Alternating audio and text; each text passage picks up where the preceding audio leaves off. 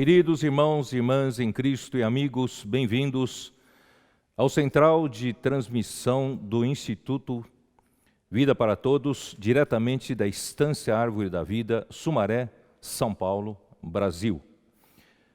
Lembrando outra vez que hoje é o dia do Senhor, domingo, é o dia que nós separamos especialmente para o Senhor e também nós honramos o Senhor com os nossos bens, as nossas riquezas, que não foram adquiridas pelo nosso braço, mas foram adquiridas pela misericórdia do Senhor e a bênção do Senhor. Portanto, não se esqueçam de fazer as suas ofertas para missões no exterior, para sustentar a obra do Senhor de expansão do Evangelho, especialmente o Evangelho do Reino, a todos os continentes. Somente quando se completar o número dos vencedores, o Filho varão será gerado e nós seremos arrebatados os vencedores para o trono de Deus. Portanto, nós precisamos continuar sustentando essa obra. Portanto, nós vamos projetar aqui a conta, e vocês façam, o depósito ou transferência de contas para que essa obra possa dar continuidade para que o Senhor possa ganhar mais pessoas para o seu reino e mais escolhidos que vão permanecer fiéis até o final para o grande momento da vinda do dia do Senhor. E também não se esqueçam da conta SOS, que se você se comprometeu a mensalmente fazer uma contribuição para ajuda de custo aos obreiros de cada continente, você pode fazê-lo agora. E também nós lembramos que você deve também se lembrar da igreja a que você pertence, se os irmãos responsáveis de cada igreja puderem facilitar os irmãos já, colocar nos seus grupos de mídias sociais, de uma forma bem visível, para que todos possam fazer as suas ofertas, seja via depósito bancário, transferência, ou de outra forma que os irmãos responsáveis indicarem. E aproveitamos também para pedir para você se lembrar da obra regional, do sócio do Evangelho, do CEAP, se lembrem também dos colportores que estão parados, eles estão tentando fazer colportagem dinâmica por meio de meios digitais, que o Senhor abençoe a cada um deles. E também lembramos, irmãos, que nós precisamos também ajudar a levar livros físicos que há nas diversas cooperativas. Vamos praticar a nossa colportagem semidinâmica. Você tem os seus contatos, você tem a sua vizinhança, você tem facilidade de promover esses livros de uma forma também, uma forma de entregar esses livros. Por favor, ajudem nesse momento a fazer esse trabalho para que os livros possam continuar a serem semeados. Muito bem, vamos dar continuidade à nossa palavra. Esta é a mensagem 34, com o título de Sacerdócio de Cristo. Eu havia planejado falar o sacerdócio e também a realeza de Cristo.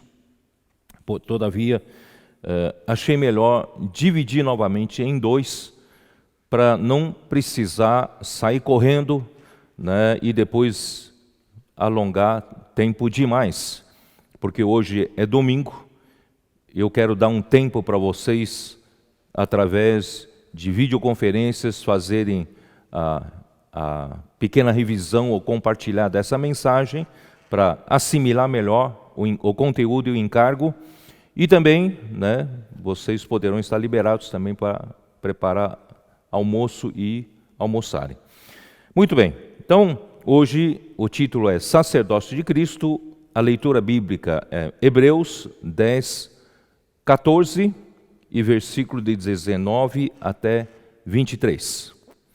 Primeiramente, eu queria colocar vocês localizar os ouvintes, os que nos veem, porque nós estamos no livro de Hebreus, porque hoje o texto básico vai ser sobre Hebreus capítulo 10.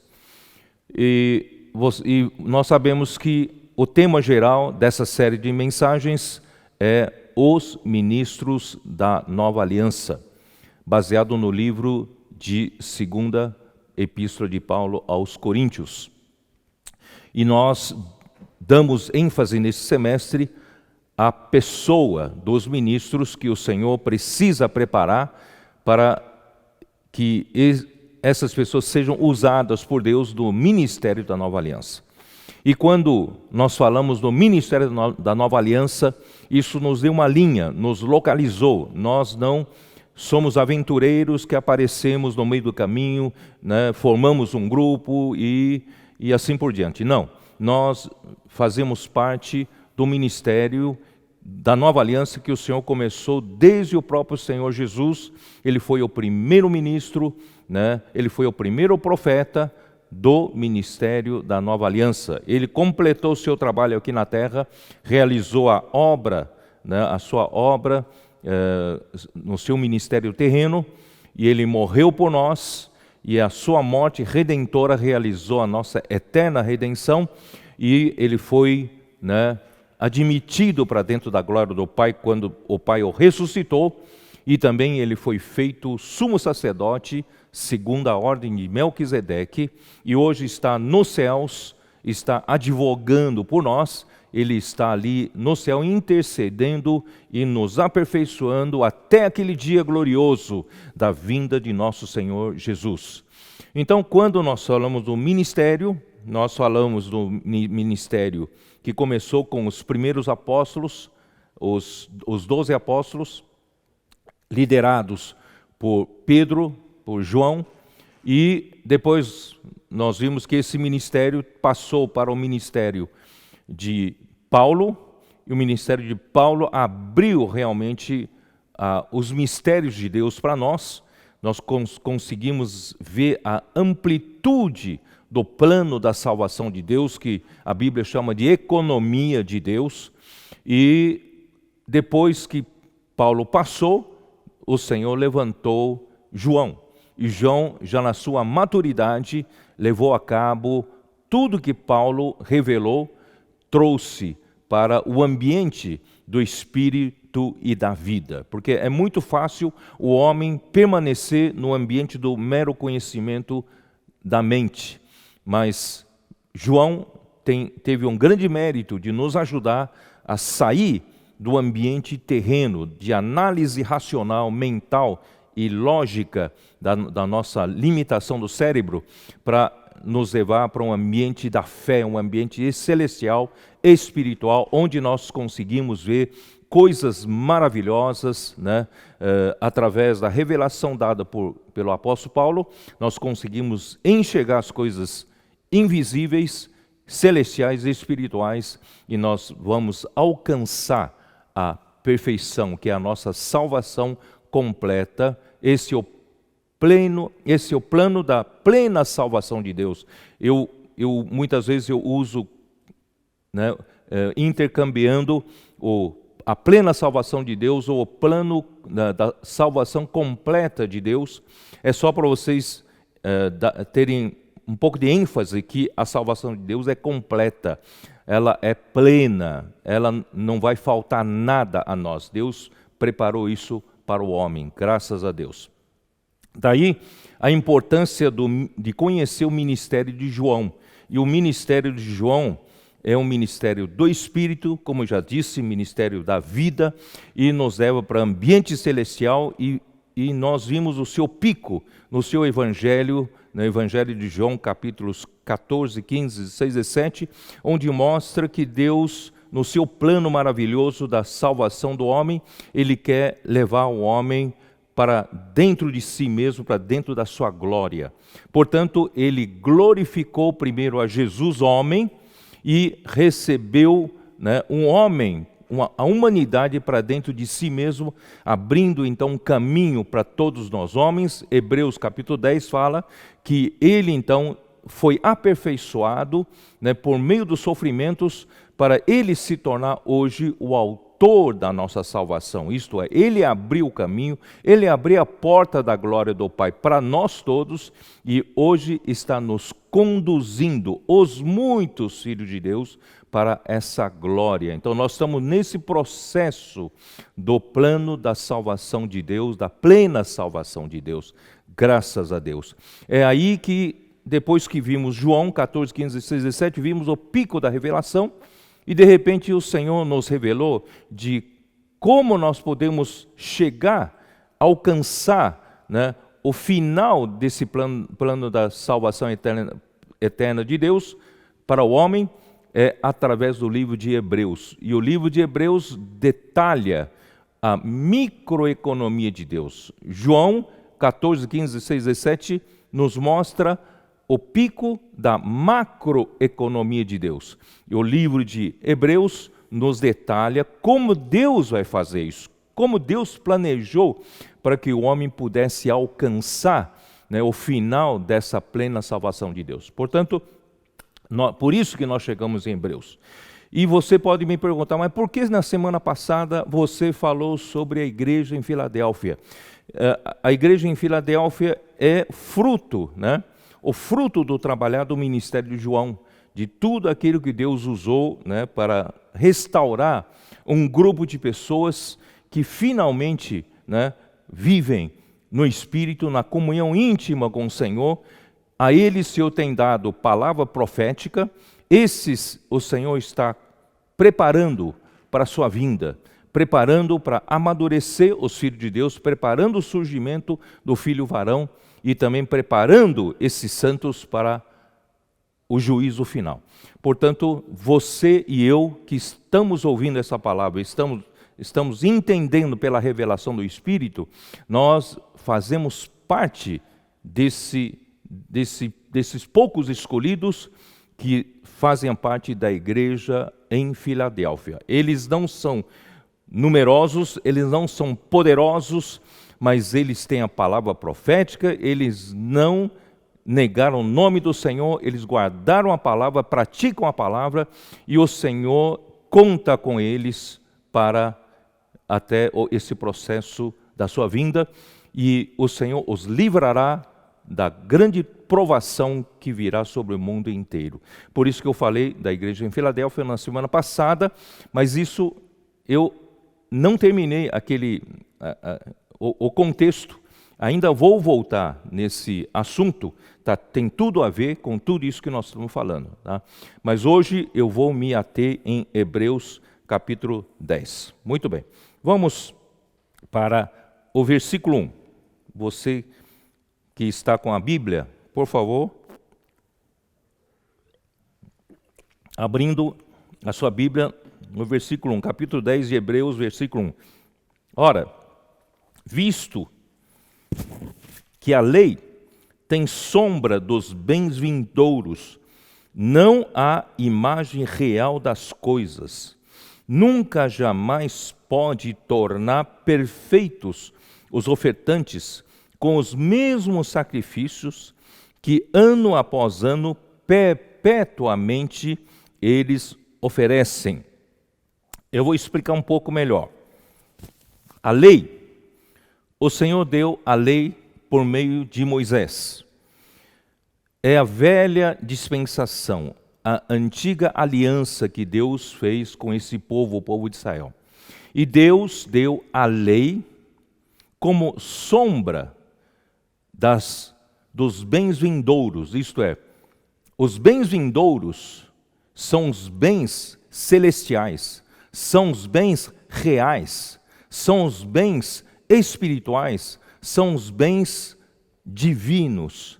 Então são esses bens que são a realidade, é o corpo real da sombra, das coisas que, né, a lei consegue mostrar mais como a sombra e não a realidade desses bens, né, vindouros. Portanto, por ser sombra e não a realidade, a lei jamais pode tornar perfeitos os ofertantes. Portanto, a lei não é perfeita. A lei não consegue levar o homem à perfeição. Ora, se Deus, no seu plano da salvação completa do homem, na plena salvação do homem, Ele projetou levar o homem para dentro da glória de Deus, para dentro de Deus, então Ele precisa trabalhar até a perfeição esse homem. E se a lei não pode levar esse homem à perfeição, então a lei precisa ser substituída por uma outra coisa que tenha condições de nos levar ao que é perfeito. E essa alguma coisa, irmãos, Cristo fez. Então, aqui diz, a lei, vou ler de novo, a lei tem sombra dos bens vindouros, não a imagem real das coisas, jamais podem tornar perfeitos os ofertantes com os mesmos sacrifícios que ano após ano, perpetuamente eles oferecem. Quer dizer, pela lei eles têm que oferecer os mesmos sacrifícios ano após ano, repetidas vezes, não podem parar, todo ano é a mesma coisa. Então, versículo 2, doutra sorte não teriam cessado de ser oferecidos, porquanto os que prestam culto, tendo sido purificados, uma vez por todas, não mais teriam consciência de pecados. Isto é, se a lei pudesse, por meio dos sacrifícios, resolvesse o problema dos pecados de uma vez por todas, não teria a necessidade de ano após ano se repetir os mesmos sacrifícios, e porque a lei não consegue purificar o homem de uma vez por todas o problema dos pecados. Não é? Porque, entretanto, nesses sacrifícios faz-se recordação de pecados todos os anos. Hoje, nessa mensagem, eu vou falar dessas coisas bem básicas. Todavia, essas coisas bem básicas, elas é que nos dão fundamento, elas é que nos dão base para entender coisas mais profundas. Portanto, aqui diz, todo ano, pela lei, os sacrifícios são feitos e jamais purifica o homem de uma vez por todas dos pecados. E o sangue, aqui fala, porque é impossível que o sangue de touros e de bodes remova pecados. Quer dizer, o sangue de animais, do sacrifício oferecido no Antigo Testamento, segundo a lei de Moisés, não pode remover pecados. Se não pode remover pecados, e os pecados estão lá. Se os pecados estão lá, ainda toda vez que se faz sacrifícios, faz-se recordação deles. Continuam ali na consciência do homem o problema dos pecados, porque os pecados não são removidos, os pecados são apenas o quê? Cobertos. Vamos ver em Salmos 32. Salmos 32, versículo 1, como diz.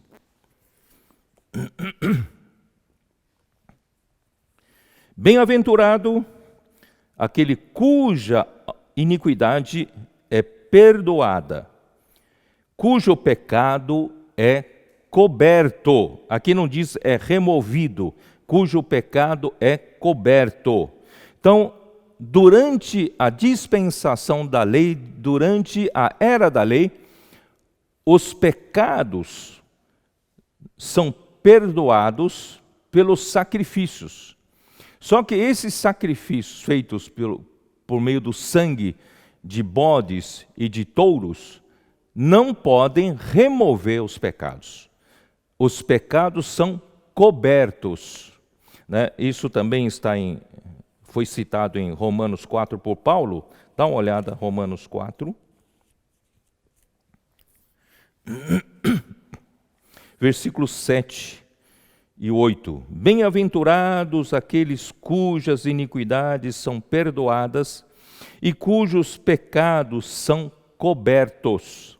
Bem-aventurado o homem a quem o Senhor jamais imputará pecado. Por que o Senhor jamais imputará o pecado?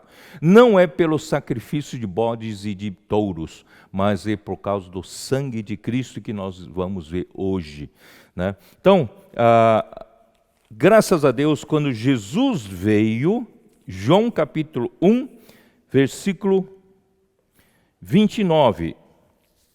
Quando João Batista, ao apresentar Jesus, ele apresentou a Jesus da seguinte forma: eis o Cordeiro de Deus que tira o pecado do mundo. Aqui não diz eis o Cordeiro de Deus que cobre, né, o pecado do mundo, não, mas que tira, remove. Então, Jesus, como o Cordeiro de Deus, o seu sacrifício não é o sacrifício com sangue de animais, mas o seu sacrifício valeu de uma vez por todas para remover pecado, não somente cobrir. Vocês se lembram que na Arca do Testemunho havia uma cobertura, havia uma tampa. Essa tampa chama-se a tampa propiciatória, a cobertura, né, como para propiciação. Essa tampa visa cobrir.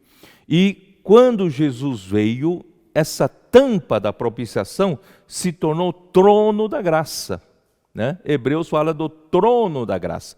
Portanto, graças a Deus que o que não era perfeito e não poderia jamais introduzir o homem à perfeição, Deus então mandou seu Filho Cristo, e Ele então levou-nos não só à sombra dos bens vindouros, Ele nos levou aos bens vindouros, Ele nos levou para a realidade das coisas celestiais, das coisas espirituais. Tanto é que Ele hoje morreu e Ele ressuscitou, hoje foi elevado à destra de Deus Pai, como sumo sacerdote. Ele está servindo hoje como usando o seu sacerdócio nos céus. Ali sim é a realidade das coisas celestiais, das coisas espirituais, para onde Deus quer nos levar. Portanto, a lei não pode nos levar à perfeição. Isso também está acho que em capítulo 7 de Hebreus, versículo 11. Se, portanto, a perfeição houvera sido mediante o sacerdócio levítico, pois nele baseado o povo recebeu a lei, que necessidade haveria ainda de que se levantasse outro sacerdote, segundo a ordem de Melquisedeque, e que não fosse contado segundo a ordem de Arão? Isso quer dizer o quê? Que o sacerdócio levítico, segundo a ordem de Arão, não pode levar o homem à perfeição. Ora, se Deus planejou levar o homem a uma salvação que não finaliza, não conclui na perfeição, então essa salvação não é perfeita, essa salvação não é conclusiva. Então, graças a Deus, nosso Senhor Jesus Cristo trouxe um sacerdócio perfeito que pode nos levar à perfeição. Portanto, antes de prosseguir, eu queria mostrar para vocês a palavra tornar perfeito. Aqui no capítulo 10, versículo 1 diz assim: a lei nunca jamais pode tornar perfeitos os ofertantes. E também no versículo 14 diz assim: porque com uma única oferta aperfeiçoou para sempre quantos estão sendo santificados. Essa palavra aperfeiçoou também é tornou perfeitos. Tornou perfeito. Então, eu queria mostrar para vocês a diferença entre tornar perfeito e a palavra perfeito. Tem duas palavras bem próximas em grego. Tornar perfeito, ele é, pode mostrar ali, ele é, ali está aqui, né? Ele é teleio. Teleio mostra que ele está num processo de aperfeiçoamento, né? O processo de aperfeiçoamento está em andamento. Isso está nesses dois versículos, tornar perfeito. Estamos no processo de nos tornar perfeito. E a palavra perfeito, né? Perfeito é teleios. Teleios já é o processo de aperfeiçoamento finalizado. Já é perfeito, né? Já é completo, não falta mais nada, chegou no ponto final da perfeição. Isso está em Mateus, vamos dar uma olhada, em Mateus 5. Mateus 5, último versículo, 48. O objetivo do nosso Senhor Jesus vir aqui, no chamado Sermão da Montanha, é nos estabelecer um padrão mais alto, um padrão perfeito, né? Que a lei não pode levar o homem. Portanto, aqui diz, portanto, sede vós perfeitos, como perfeito é o vosso Pai Celeste. Nosso Pai Celeste é perfeito, ele é o nível da perfeição, ele está no nível da perfeição, ele não pode ser completado mais, é o nível máximo da perfeição, né? E mesma palavra, eu gosto de usar em 1 Coríntios, usar o exemplo de 1 Coríntios 13, né? 13, vou ler desde o versículo 10, versículo 8. Versículo 8 diz assim, o amor jamais acaba, mas havendo profecia, desaparecerão. Havendo línguas, cessarão. Havendo ciência, passará. Porque em parte conhecemos e em parte profetizamos. Quer dizer, todas essas coisas, tanto a ciência como a profecia, ainda são coisas parciais, não chegou no ponto final, não chegou na perfeição.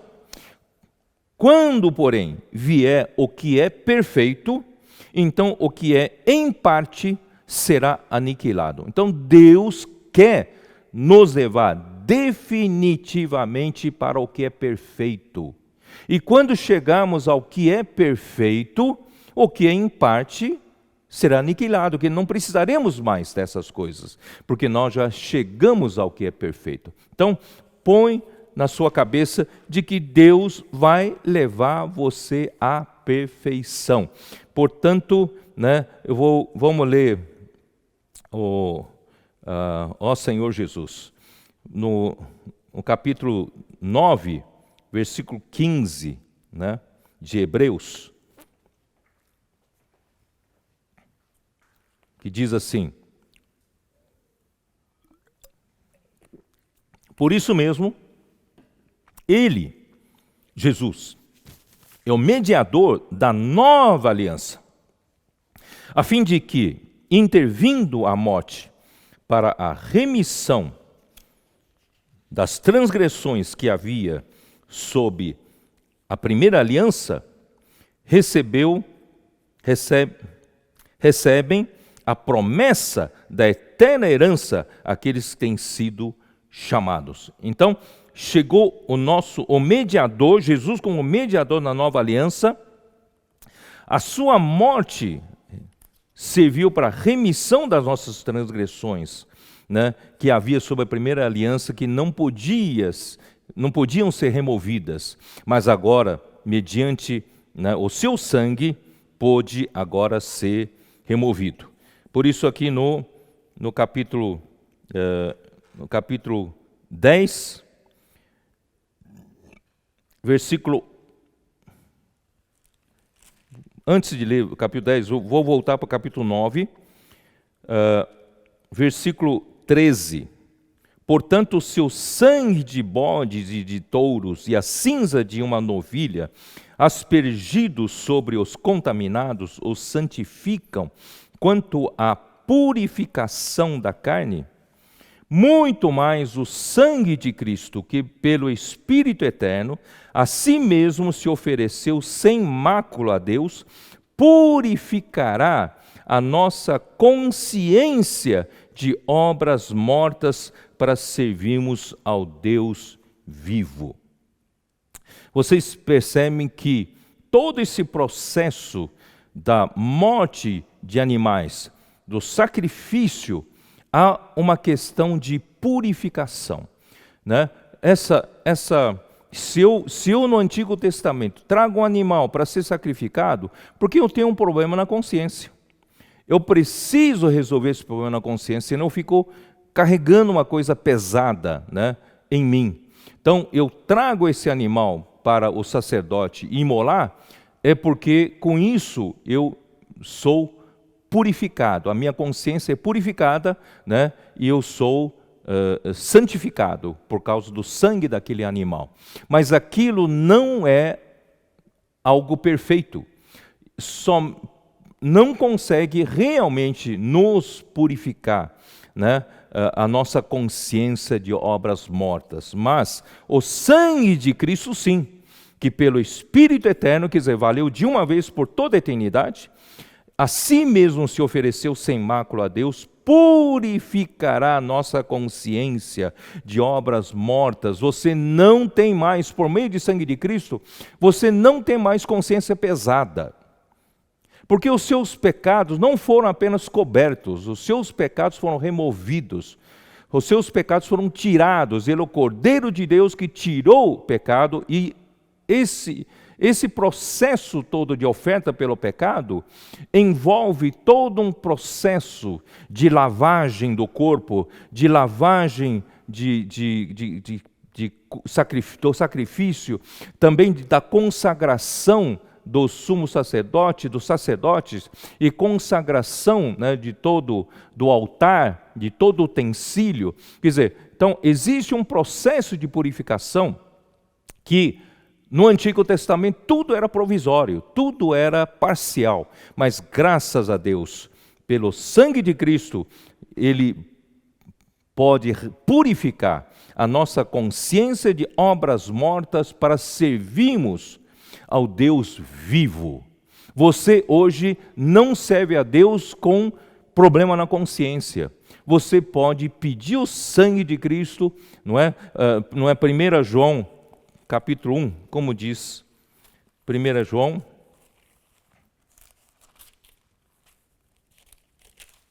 capítulo 1, né? Versículo 9. Se confessarmos os nossos pecados, Ele é fiel e justo para nos perdoar os pecados. Quando perdoar, aqui é remover.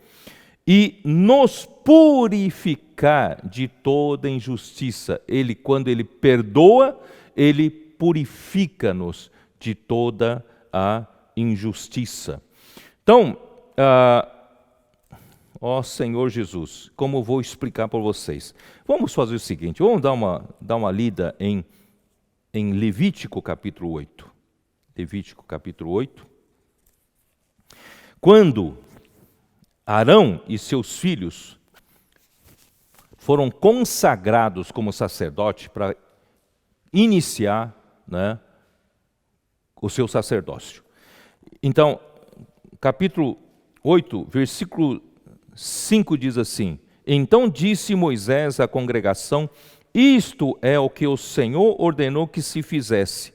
E fez chegar a Arão e a seus filhos e os lavou com água. Irmãos, o processo da oferta, da consagração, dos sacrifícios, existe neles ritos de lavagens, e lavagem com água. Então, graças a Deus, vou continuar aqui ainda, mas vamos dar uma olhada. Eu já li isso em Efésios capítulo 5. Efésios capítulo 5, né? Versículo 25 diz assim: maridos, amai vossa mulher como também Cristo amou a igreja, a si mesmo se entregou por ela. Aproveitar e falar uma palavra para os maridos, certo? Vocês não estão tão acostumados a ficar tanto tempo em casa, e você sabe que marido e mulher ficam muito tempo juntos em casa, trancado num lugar só. Começa a surgir muitos conflitos, muitos problemas de opiniões, muitos problemas de preferência, gostos diferentes das coisas. Então, maridos, nessa hora é bom praticar isso. Maridos, amai a vossa mulher como também Cristo amou a igreja, né? E a si mesmo se entregou por ela. Cristo amou tanto a igreja que a si mesmo se entregou por nós, para que a santificasse. O objetivo de Cristo é santificar a igreja, ele precisa nos santificar, para que a santificasse, tendo-a purificado por meio da lavagem de água pela palavra. Quanto mais você está recebendo a palavra lava você. Então nós precisamos da palavra de Deus, precisamos do sangue de Cristo para nos santificar, também da palavra para nos lavar, para apresentar, o objetivo final é para apresentar a si mesmo igreja gloriosa, sem mácula, nem ruga, nem coisa semelhante, porém santa e sem defeito. Portanto, esse é o objetivo final de Deus, é nos apresentar totalmente uma igreja santa e sem defeito, sem mácula, sem ruga, né? Portanto, hoje nós precisamos do sangue de Cristo para nos remover os nossos pecados, para nós termos uma consciência limpa para servirmos ao Deus vivo, e nós precisamos da purificação de água pela palavra, tá? Então, voltando lá para Levítico 8, versículo 10. Então Moisés tomou o óleo da unção e ungiu o tabernáculo e tudo o que havia nele, e o consagrou. E dele aspergiu 7 vezes sobre o altar, e ungiu o altar e todos os seus utensílios, como também a bacia e o seu suporte, para os consagrar. Depois derramou o óleo da unção sobre a cabeça de Arão e ungiu-o para consagrá-lo. Então, segundo ponto, nós precisamos sermos, se nós queremos servir a Deus, precisamos ser ungidos. E ungidos com o quê? Com óleo da unção. Nós já explicamos que o óleo da unção é o Espírito Santo como um hin de azeite puro. Isso está descrito em Êxodo 31, na composição do óleo sagrado da unção. É usado um hin de azeite puro, que representa o Espírito Santo, e são adicionadas 4 especiarias a esse hin de azeite puro, que é o Espírito Santo. Essas 4 especiarias representam várias experiências de Cristo como homem, a sua morte, a sua ressurreição, o seu viver humano, a sua encarnação. Quer dizer, os elementos humanos que Jesus participou, Jesus teve experiência, essas especiarias foram adicionadas ao Espírito Santo. A um hin de azeite puro se tornou o Espírito. Isso está em João capítulo 7, versículo 39, ali disse que o Espírito ainda não fora dado, porque Jesus ainda não tinha sido glorificado. Quer dizer, o processo das experiências humanas de Jesus não tinha sido ainda terminado naquele tempo, mas agora ele já morreu, ressuscitou, esses elementos foram adicionados ao Espírito Santo, a um hin de azeite puro. Hoje nós temos o Espírito como óleo sagrado da unção. Portanto, se você quer servir ao Senhor, você precisa ser consagrado pelo Espírito, como óleo sagrado da unção. Isto é, você não pode servir nesse ministério da nova aliança sem o Espírito. Precisamos estar cheios do Espírito, todo o tempo vivendo no Espírito, invocando o nome do Senhor, recebendo a palavra que nos lava, que nos nutre, que nos faz crescer em vida. Esses são os ministros da nova aliança. Precisamos ser consagrados pelo óleo sagrado da unção. Aí, versículo 14. Então fez chegar o novilho da oferta pelo pecado, e Arão e seus filhos puseram as mãos sobre a cabeça do novilho da oferta pelo pecado. Então, essa oferta pelo pecado é um novilho. E Moisés o imolou e tomou o sangue dele, pôs com o dedo sobre o chifre do altar em redor e purificou o altar, depois derramou o resto do sangue à base do altar e o consagrou para fazer expiação por ele. Quer dizer, primeira coisa que se tem que resolver é resolver o problema dos pecados, do pecado do homem. Então, esse primeiro novilho é para a oferta pelo pecado. E versículo 18, então fez chegar o carneiro do holocausto, e Arão e seus filhos puseram as mãos sobre a cabeça do carneiro. Essa segunda oferta é um carneiro que é para consagração, né? Para se consagrar os sacerdotes para o Senhor. Então, Moisés o imolou e aspergiu o sangue sobre o altar e em redor. Né? Versículo 21, porém as entranhas e as pernas lavou com água. No processo de sacrifício é importante lavagem por água e purificação com sangue. Versículo 22, aí vem o terceiro animal. Então fez chegar o outro carneiro, e o carneiro da consagração. E Arão e seus filhos puseram as mãos sobre a cabeça do carneiro, e Moisés o imolou e tomou do seu sangue e o pôs sobre a ponta da orelha direita de Arão. Agora esse sangue está na orelha direita do Arão, e sobre o polegar de sua mão direita, e sobre o polegar do seu pé direito. E também fez chegar os filhos de Arão, pôs daquele sangue sobre a ponta da orelha direita deles. E sobre o polegar da mão direita, sobre o polegar do pé direito, e aspergiu Moisés o resto do sangue sobre o altar em redor. Quer dizer, essa foi a consagração. E Arão e seus filhos foram santificados por esse sangue do carneiro, né? E estão agora prontos para poder oficiar o seu ministério. Portanto, eu quis mostrar para vocês que quando se fala em sacrifício, quando se fala em ofertas, estão embutidos todo o ritual de lavagem, né, com água e também santificação, consagração com sangue, tá? Então isso para vocês. Aí então você vai entender melhor, capítulo 9, versículo 13. Portanto, Hebreus 9, 13. Portanto, seu sangue de bodes e de bezerros, e de touros, e a cinza de uma novilha aspergidos sobre os contaminados, os santificam. Esse processo de santificação. E quanto à purificação da carne, santificação e purificação. Muito bem. Então vamos lá. Vou continuar lendo.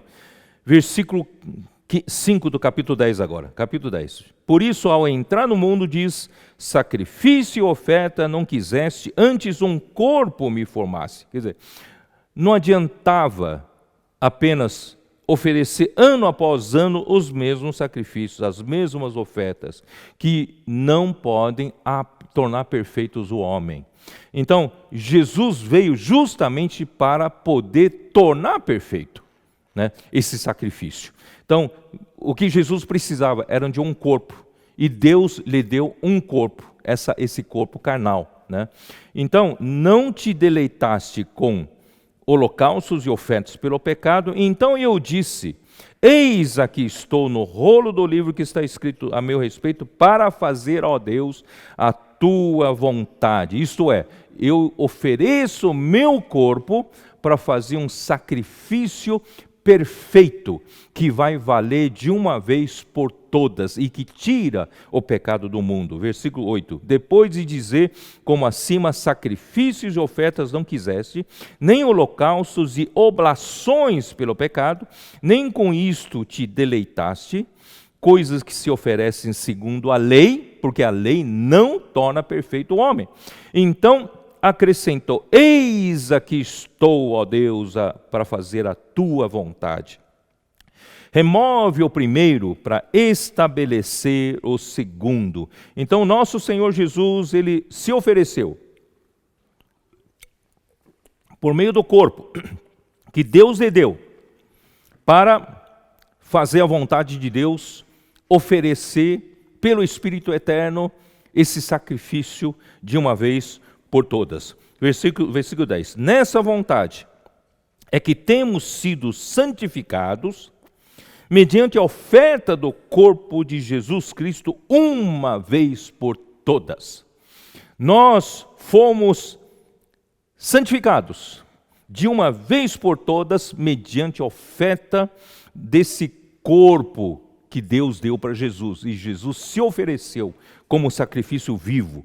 Ora, todo sacerdote se apresenta dia após dia a exercer o serviço sagrado e a oferecer muitas vezes os mesmos sacrifícios, que nunca, jamais podem remover pecados. Esses sacrifícios repetitivos, ano após ano, né, não podem remover os pecados. Jesus, porém, tendo sido oferecido para sempre um único sacrifício pelos pecados, assentou-se à destra de Deus. Ele resolveu o problema de uma vez por todas, hoje está à direita de Deus. Para quê? Aguardando daí por diante, até que os seus inimigos sejam postos por estrado dos seus pés.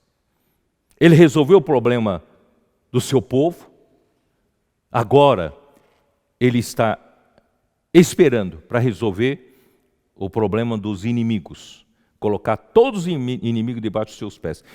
Esse é um assunto que nós vamos tratar na próxima semana, eu vou falar da realeza de Cristo. Hoje estamos falando do sacerdócio.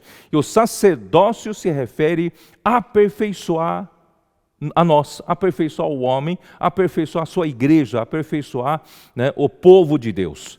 Por quê?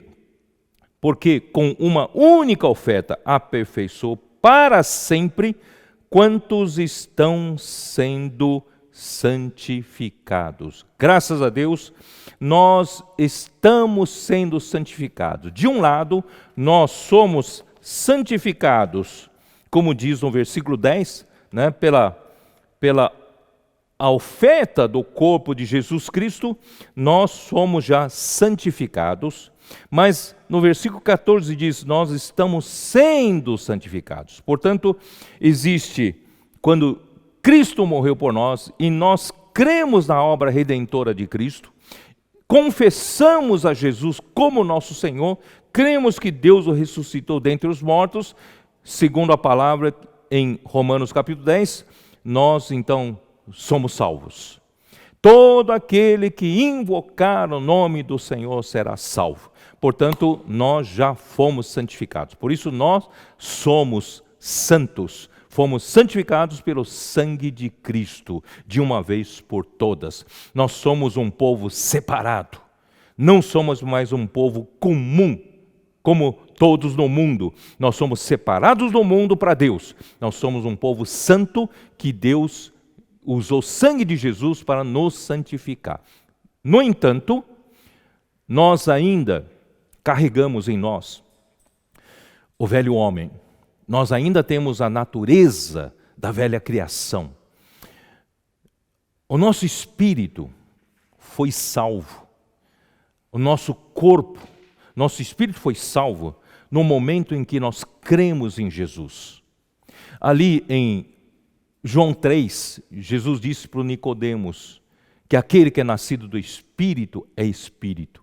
Então nós nascemos do Espírito quando cremos em Jesus e quando nós aceitamos Jesus Cristo como nosso Senhor e como nosso Salvador. Nosso espírito foi regenerado e foi salvo, e uma vez salvo, salvo para sempre. Nós recebemos a salvação eterna de Deus. E o nosso corpo, quando o Senhor Jesus voltar, na sua segunda vinda, nós receberemos, no final do processo da salvação completa de Deus, a redenção do nosso corpo. Quer dizer, nós vamos ter nossos corpos glorificados. Nossos corpos vão receber esse corpo mortal, corruptível, será revestido, né, de um corpo espiritual, um corpo incorruptível espiritual. Graças a Deus. Portanto, isso é o processo da salvação de Deus. Mas o problema principal nosso, enquanto vivemos, é a nossa alma. Mesmo tendo crido em Jesus, a nossa alma ainda não se afastou muito daquela alma que nós éramos antes da salvação. Nós ainda carregamos muita coisa da velha natureza. Natureza pecaminosa, natureza do velho homem. Nós ainda, né, somos muito problemáticos, principalmente no relacionamento com as pessoas. E Deus quer nos salvar por completo. Então, o processo de santificação começa tendo sido santificados pelo sangue de Cristo. Nós já não somos mais comuns como no mundo, nós fomos santificados, separados para Deus. E uma vez nessa base santa, Deus pode então dispensar seus elementos santos em nós, nessa base santa. Graças a Deus, estamos sendo santificados dia após dia. É por isso que em Romanos 12, lá fala que nós estamos sendo transformados pela renovação da nossa mente. Quer dizer, Deus está, através da sua palavra, através do seu trabalhar da salvação, está transformando essa alma, ainda muito natural, tem muitos elementos não santos, muitos elementos da velha criação, velho homem. Mas graças a Deus, Romanos 6,6 fala que com ele foi crucificado o nosso velho homem.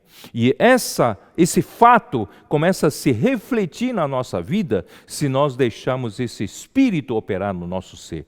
Portanto, dia após dia, através de receber a dieta santa de Deus, através da palavra de Deus, através do nome do Senhor que nós respiramos e invocamos, através das experiências que Deus nos faz passar, através de conhecer mais o Senhor, através de conhecer mais os caminhos do Senhor, nós estamos sendo transformados. Os elementos santos de Deus estão entrando em nós e removendo de nós os elementos não santos de nós.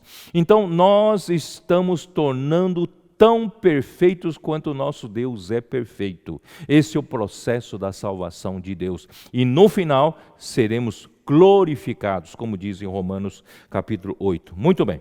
Então, vamos terminar aqui. Senhor Jesus. Versículo 15, e disto nos dá testemunho também o Espírito Santo, porquanto após ter dito, esta é a aliança que farei com eles, depois daqueles dias, diz o Senhor, porei no seu coração as minhas leis, e sobre a sua mente as inscreverei. Né? Então essas novas leis é a nova aliança, firmada pelo sangue de Cristo, pela morte de Cristo. Ele fez um testamento para nós. E a partir da morte e ressurreição de Cristo, ele pôs, né, no nosso coração as leis. Essas leis de Deus são leis vivas do Espírito. E sobre as nossas mentes, né, estão inscritas as leis, essas leis do reino do céu, da realidade do reino dos céus, principalmente descritos em Mateus 5, 6, 7. E acrescenta também: de nenhum modo me lembrarei dos seus pecados, das suas iniquidades para sempre. Ora, onde há remissão desses, já não há oferta pelo pecado. Nós não precisamos mais de novas ofertas pelo pecado, porque Ele já removeu nossos pecados com uma só oferta, com um só sacrifício de Jesus, com o sangue de Jesus, removeu de uma vez por todas todo o quê? Fez a remissão, a nossa remissão diante de Deus. Portanto, graças a Deus, né? Tudo isso que eu falo parece ser uma coisa tão, sim, tão fundamental, mas é justamente por isso: se nós não tivermos essa base, nós não conseguimos ter nada em cima. Então, graças a Deus, essa base está muito sólida. A salvação de Deus tem uma base extremamente sólida. Graças a Deus. Agora então entramos no versículo 19. Versículo 19, a partir do versículo 19, começa a nossa responsabilidade. Até aqui, Deus nos deu um fundamento maravilhoso por meio da oferta de Cristo, por meio do sacrifício de Cristo, que nos santificou, que nos purificou a nossa consciência de obras mortas. Nós podemos começar a servir a Deus vivo. Ele removeu os nossos pecados. Pela lei e o sacerdócio levítico não se conseguia remover, portanto havia necessidade de fazer recordação dos pecados ano após ano. Mas agora, dos nossos pecados, Deus jamais se lembrará, porque essa oferta de Cristo feita, né, na cruz, foi oferta feita de uma vez por todas. Agora, então, é a nossa cooperação. O que nós temos que fazer? Tendo, pois, irmãos, intrepidez para entrar no Santo dos Santos pelo sangue de Jesus. Agora, cabe a mim e a você. O que fazemos com o sangue de Cristo? Já foi derramado de uma vez por todas. Vamos tomar esse sangue, né? Vamos entrar no Santo dos Santos. Não tenha medo, não. Nenhum homem, né? Nós ainda não estamos perfeitos, não estamos totalmente santos para estarmos na presença de Deus, mas graças a Deus nós temos o sangue de Cristo que nos dá base de justiça e a base de santidade para entrarmos na presença de Deus. Ora, esse Santo dos Santos no versículo 19, né? Ele é o Santo dos Santos que está no céu, no céu. O verdadeiro Santo dos Santos está no céu, não está mais no tabernáculo no deserto. Agora, o verdadeiro Santo dos Santos faz parte do bem vindouro, do bem real, da realidade das coisas, está no céu. Isso nós podemos perceber em Hebreus 4, versículo 14. Tendo, pois, a Jesus, o Filho de Deus, como grande sumo sacerdote que penetrou os céus, conservemos firmes a nossa confissão. Então, ele é o grande sumo sacerdote, e o sumo sacerdote, ele tem que servir no santuário. E onde ele foi? Ele foi para o céu, porque ali está o verdadeiro santuário. Capítulo 6, versículo 20.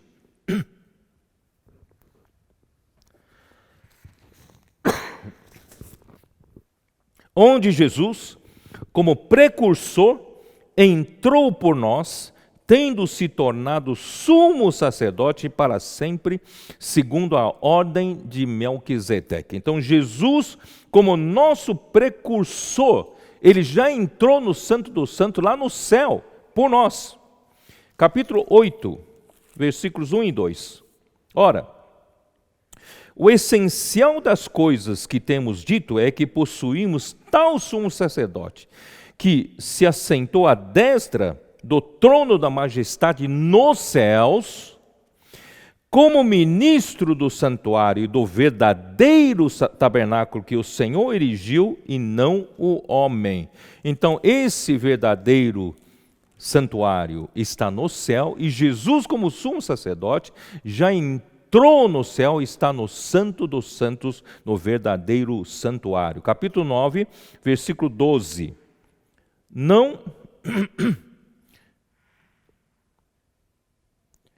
E não por meio de sangue de bodes de bezerro, mas pelo seu próprio sangue, entrou no Santo dos Santos uma vez por todas, tendo obtido eterna redenção.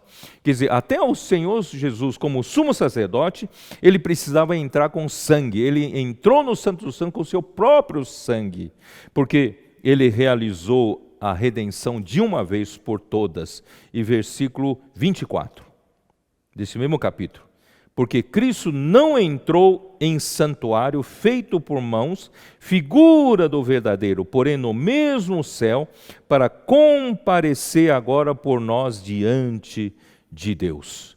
Muito bem, então se nós, Hebreus 10, versículo 19, fala para nós entrarmos com intrepidez ao Santo dos Santos, mediante o sangue de Jesus, como nós vamos entrar no Santo dos Santos no céu? Graças a Deus, que Deus, Ele nos deu. Na verdade, o céu será a nossa herança. O próprio Deus será a nossa herança.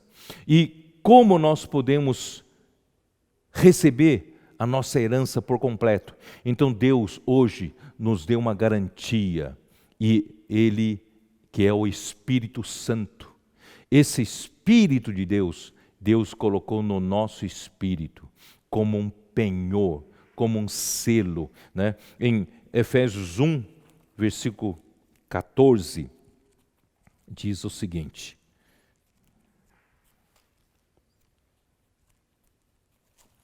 Efésios 1, versículo 13 diz assim: em quem também vós, depois que ouvistes a palavra da verdade, o evangelho da vossa salvação, tendo nele também crido, fostes selados com o Santo Espírito da promessa, o qual é o penhor da nossa herança até ao resgate da sua propriedade em louvor da sua glória. Se nós hoje ainda não estamos prontos para sermos levados ao céu, servimos a Deus lá no Santo dos Santos dos céus, mas Deus então pôs o seu Espírito, Santo Espírito da promessa, no nosso espírito como selo. Isto é, nós somos de Deus. Deus nos selou para dizer a todo mundo, todo o universo, que Deus nos tem por herança. Nós somos selados, nós somos a propriedade de Deus. Nos selou, não é isso? Quando você, entra numa propriedade, essa propriedade às vezes tem uma placa, essa propriedade pertence a quem? Então, quem olhar para nós, Satanás ao olhar para nós, os anjos ao olharem para nós, eles veem esse selo, que nós somos a propriedade de Deus, ninguém pode invadir. Nós somos a herança de Deus.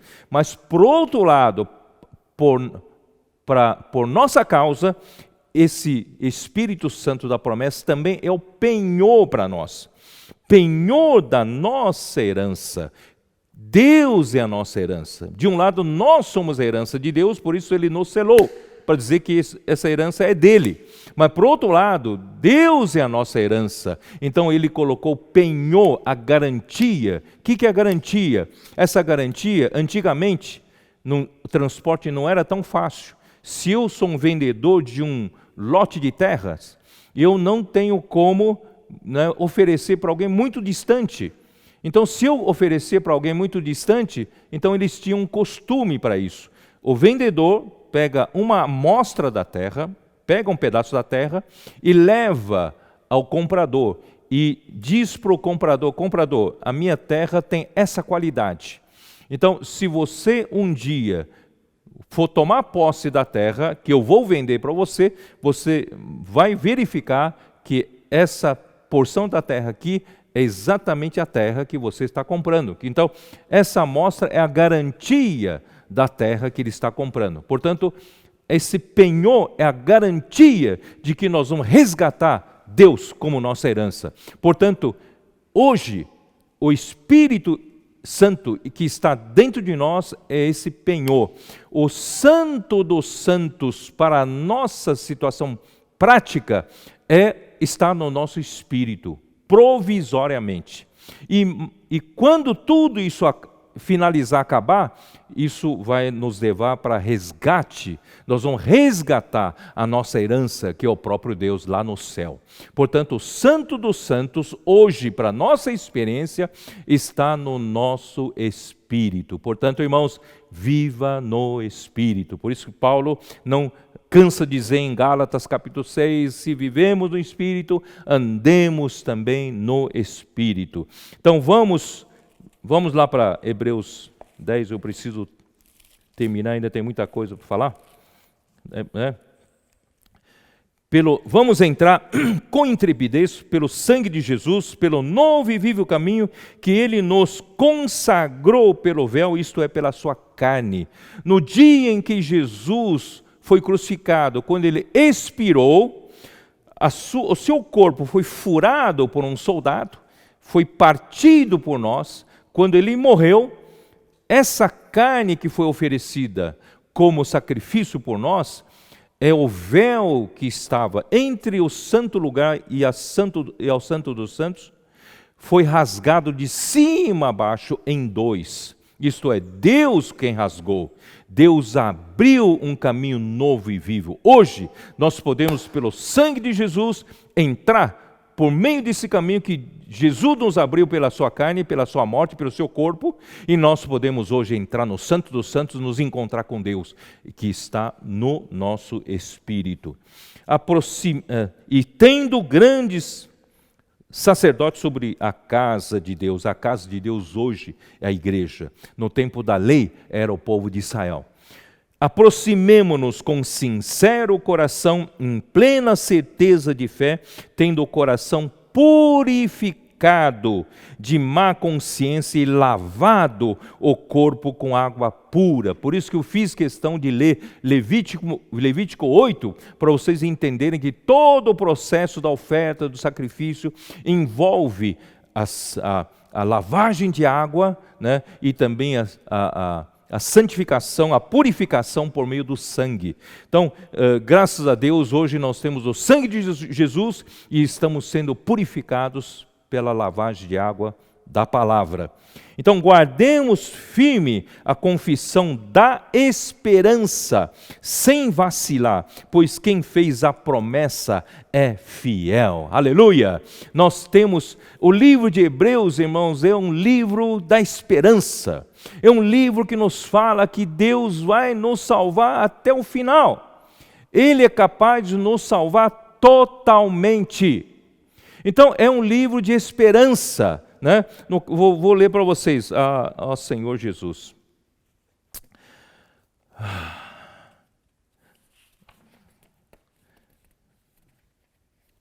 Capítulo 3, versículo 6, como diz? Tudo que eu vou ler agora é do livro de Hebreus. Capítulo 3, versículo 6. Cristo, porém, como filho em sua casa, a qual casa somos nós, se guardarmos firme até ao fim a ousadia e a exultação da esperança. Então, a esperança tem que ser tão forte em nós que nos faz sermos ousados e que exultemos pela esperança. Não receba essa palavra como, será que vai ser? Será que não vai ser? Acho que é mais para aqueles irmãos mais à nossa frente, não é para mim. Não, você tem que ter ousadia e exultação da esperança, porque quem fez a promessa é fiel. Capítulo 6, versículo 11. Desejamos, porém, continue cada um de vós mostrando até o fim a mesma diligência para a plena certeza da esperança. A plena certeza da esperança, você precisa ter a plena certeza, não pode hesitar, não pode titubear. A nossa esperança é firme. Também no versículo 18, no mesmo capítulo 6. Portanto, por um lado, se revoga a anterior ordenança por causa da sua... perdão, eu li errado. Para que mediante duas coisas imutáveis nas quais é impossível que Deus minta, forte alento tenhamos nós que já corremos para o refúgio, a fim de lançar mão da esperança proposta. Deus nos propôs essa esperança, é uma proposta de Deus, né? Então vamos lá para capítulo 7, versículo 19. Pois a lei nunca aperfeiçoou coisa alguma, e por outro lado se introduz a esperança superior pela qual nós chegamos a Deus. Então, a esperança, essa esperança é a esperança superior que nos leva até Deus, que nos leva à glória de Deus, que nos leva a sermos inseridos em Deus. Isso não é maravilhoso? Então não duvide dessa esperança, né? E capítulo 10, versículo 23, vou ler de novo para vocês. Guardemos firme a confissão da esperança, sem vacilar, pois quem fez a promessa é fiel. Aleluia. Versículo 24, consideremos-nos também uns aos outros para nos estimularmos ao amor e às boas obras. Agora, dentro da nossa responsabilidade, irmãos, a vida da igreja é essencial para que essa promessa se cumpra em nós. A nossa cooperação, irmãos, é viver essa vida da igreja com afinco, com intensidade, com realidade. Então, para nós vivemos a vida da igreja, nós precisamos aprender a nos conviver, nos relacionar com as pessoas. Todos sabem que o ser humano tem a grande dificuldade de se relacionar. É por isso que nós muitas vezes temos tantos problemas no relacionamento conjugal, relacionamento na família, relacionamento com a vizinhança, relacionamento no trabalho, relacionamento social. Nós somos pessoas de difícil socialização.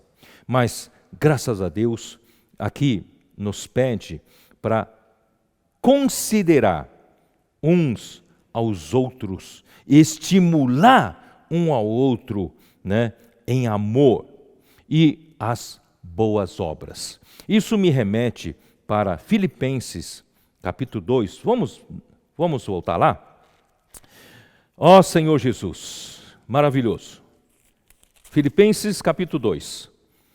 Versículo 1 até 4. Se há, pois, alguma exortação em Cristo, alguma consolação de amor, alguma comunhão do Espírito, se há entranhados afetos e misericórdias. Irmãos, essa palavra entranhados afetos e misericórdias é a palavra em grego que nós falamos tanto, splanknon. O splanknon são as entranhas de Cristo, onde estão a vida humana de Cristo perfeita, a mais perfeita vida humana, né, o viver humano. Portanto, a humanidade perfeita está nessas entranhas de Cristo. E baseado nessas entranhas de Cristo que nós desfrutamos por meio da palavra, todos os dias, isso está nos transformando de uma pessoa intragável, de uma pessoa de difícil socialização, nós estamos conseguindo nos relacionar e bem com as pessoas, né? Por isso diz, completai a minha alegria, de modo que penseis a mesma coisa. Irmãos, nós precisamos aprender com Cristo, ter nesse splanknon, tem misericórdias e também tem compaixão. Compaixão é você entender a dor do outro. Muitas vezes nós julgamos muito rápido as pessoas, nossos irmãos, sem nos colocar no lugar deles. Nós precisamos aprender a ter empatia com as pessoas. Em lugar de sermos tão rápidos para julgar, para criticar, vamos aprender. Se eu estivesse no lugar dele, que eu faria? Portanto, irmãos, vamos ter compaixão. vamos ter empatia, vamos aprender a pensar a mesma coisa, vamos aprender a ter mesmo amor, vamos aprender a ter a mesma alma. É disso que a igreja precisa para avançar, é disso que a igreja precisa para Deus completar a salvação completa, ou a plena salvação de Deus, né? Então, vou continuar. Completai a minha alegria de modo que penseis a mesma coisa, tenhais o mesmo amor, sejais unidos de alma, tendo o mesmo sentimento. Sentimento, sabe, empatia, compaixão, né? Você sabe o que o outro está se passando, certo? Nada façais por partidarismo ou vanglória, mas por humildade. Vamos aprender essa humildade de Cristo, né? E considerando cada um os outros superiores a si mesmo. Nós muitas vezes achamos sempre que nós estamos certos, os outros estão errados, nós, né, não temos costume de considerar outro superior a nós, outro pode estar pensando melhor do que eu, não é isso? E não tenha cada um em vista o que é propriamente seu, senão também cada qual o que é dos outros. Essa é a vida da igreja que Deus está nos levando a viver cada vez mais dentro do amor fraternal que é dito ali em João capítulo 13. Posso voltar lá para ler? João 13, meu Deus do céu, estão correndo para terminar. Vamos lá. Capítulo 13, versículo 34. Novo mandamento vos dou, que vos ameis uns aos outros, assim como eu vos amei, que também vos ameis uns aos outros. Nisto conhecerão todos que sois meus discípulos, se tiverdes amor uns aos outros. Irmãos, essa é a verdadeira vida da igreja. E a verdadeira vida da igreja vai nos levar à perfeição final, que é o amor. O amor é a perfeição final, o amor ágape. Portanto, irmãos, nós estamos no processo de sermos levados para a perfeição, mas isso nós somos aperfeiçoados na vida da igreja. E a vida da igreja, ela tem um elemento principal que são as reuniões. Nós precisamos das reuniões. E versículo 25, capítulo 10 de Hebreus diz: não deixemos de congregar-nos, como é costume de alguns, antes façamos admoestações, e tanto mais vedes que o dia se aproxima, né? Então, irmãos, esse não deixar de congregar-se é não deixar de reunir-se. Então, Satanás sabe que a vida da igreja é que vai derrotá-lo. A igreja que vai derrotá-lo. Então, ele quer isolar você. Ele quer tirar você das reuniões. Porque as reuniões são importantes para nós sermos edificados. As reuniões são importantes para nós aprendermos, sermos nutridos. As reuniões são importantes para nós aprendermos a servir a diversos serviços da igreja, para que cada membro possa usar os seus dons para, né, edificar a igreja. Cada um tem a sua função, cada um funciona. E as reuniões da igreja são importantes para levar a cabo o que Deus propôs, que é essa salvação plena de Deus e também a edificação da igreja. Estou falando do lado interno, do sacerdócio.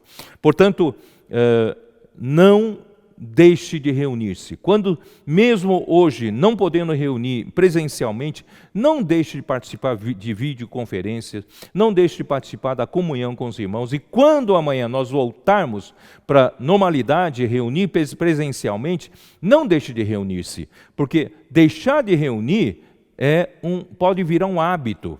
Você, por algum motivo, ocupado, né, por uma força maior, você deixa de ir para uma reunião. Aí, na outra semana, você deixa de ir para a reunião de novo por outro motivo. E assim, pouco a pouco, se torna um costume. Isso não é bom. Isso tudo é satânico. Ele quer tirar você do convívio da vida da igreja, que ele teme o convívio. Portanto, né, você precisa voltar à reunião se você estiver nessa situação. Bom, muito bem. Então, antes façamos admoestações, e tanto mais quanto vedes que o dia se aproxima. O dia está se aproximando, nós precisamos prestar as contas com o Senhor, todos nós compareceremos perante o tribunal de Cristo. Eu vou fazer o seguinte, eu não vou conseguir terminar como eu preparei, eu posso terminar na próxima mensagem, mas vou terminar da seguinte forma. Internamente, como igreja, nós precisamos saber que nós temos que prestar contas com o Senhor. Não é para salvação eterna, porque uma vez quando cremos em Jesus, já recebemos a salvação eterna. Mas prestar as contas é pelo que fazemos hoje, pelas nossas obras. E pelas obras se define que nós vamos ser vencedores ou não. E os vencedores receberão o galardão do reino milenar. Reinarão com o Senhor durante 1000 anos, serão sacerdotes de Deus por 1000 anos. Portanto, irmãos, esse é o galardão, não é salvação eterna. Salvação eterna você já tem, se você creu em Jesus. Mas, esse dia se aproxima, nós precisamos prestar as contas com Deus de tudo que nós fazemos hoje. Portanto, hoje vale a pena você dedicar totalmente para o Senhor. Eu vou terminar da seguinte forma, no versículo 36 ainda em diante, diz assim, vou ler quase que rapidamente, com efeito, tendes necessidade de perseverança, vou tratar disso um pouquinho melhor da próxima semana, para que, havendo feito a vontade de Deus, alcanceis a promessa. Nós precisamos alcançar a promessa sem retroceder, de perseverança. Porque ainda dentro de pouco tempo, aquele que vem virá e não tardará. O Senhor está vindo. Todavia, o meu justo viverá pela fé. A fé faz você ter acesso às coisas espirituais celestiais. Sair um pouco de você ser preso à sua mente racional. Se retroceder, nele não se compraz a minha alma. Nós, porém, não somos dos que retrocedem para a perdição. Somos, entretanto, da fé para a conservação da alma. Essa conservação da alma é ganhar a alma, que em Mateus 24, 14, 15, principalmente 15, fala, se alguém faz perder a alma, se você perde a vida da alma, você vai ganhar a salvação da alma. Então aqui fala que se você, durante a vida toda, viver pela vontade de Deus, e você vive negando a si mesmo, invocando o nome do Senhor, deixa o Senhor viver por você, fazer a vontade de Deus, você a todo tempo negando a sua alma, fazendo perder a sua alma, você vai ganhar a sua alma, a sua alma será salva. Então você terá salvação completa, salvação do Espírito quando você creu em Jesus, salvação do corpo quando Cristo voltar pela segunda vez, e a salvação da alma, você perseverou em seguir ao Senhor, fazer a sua vontade e fez perder a sua alma durante todo o processo da sua vida, você vai ganhar a sua alma. Portanto, irmãos, não retroceda. Não somos dos que retrocedem.